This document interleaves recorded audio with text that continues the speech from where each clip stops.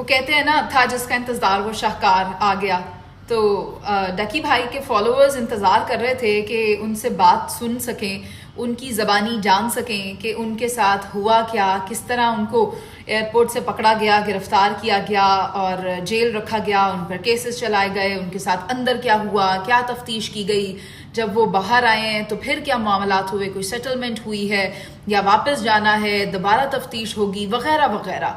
सबको इस बात का इंतज़ार था कि यूट्यूब स्टार डकी भाई को कब सुन सकेंगे, कब जान सकेंगे उनकी ज़बानी। तो अब इंतज़ार की घड़ियां आप समझें कि ख़त्म हो गई हैं। आज शाम को 6 बजे यानी इतवार को डकी भाई अपने यूट्यूब के ऊपर लाइव आएंगे और वो कहते हैं कि I will break my silence.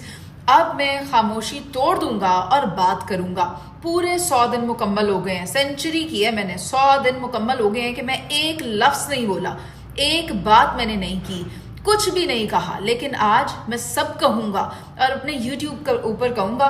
तो शाम को 6 बजे डकी भाई के YouTube के ऊपर डकी भाई जो है वो कोई ऐलान करने जा रहे हैं, अपनी आप बीती सुनाने जा रहे हैं, जो उनके ऊपर गुजरी, जो सितम रहे, जो परेशानियां रही या वो जो सोच रहे हैं, आया वो अपने YouTube के ऊपर दोबारा वापस आएंगे या नहीं आएंगे।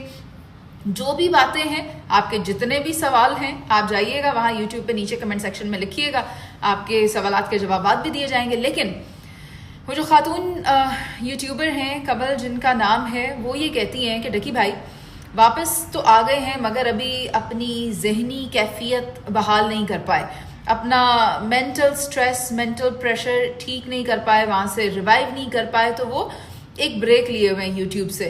तो डेफिनेट सी बात है, अगर आप किसी को कैद करके रखेंगे, आप तवक्को करें कि वो बाहर आए और फौरी आकर आपसे बात करे, तो ये थोड़ा मुश्किल हो जाता है। तो अब देखते हैं कि आज डकी भाई के पास क्या है पूरी कौम को बताने के लिए, पाकिस्तानियों को बताने के लिए, अपने फॉलोअर्स को बताने के लिए।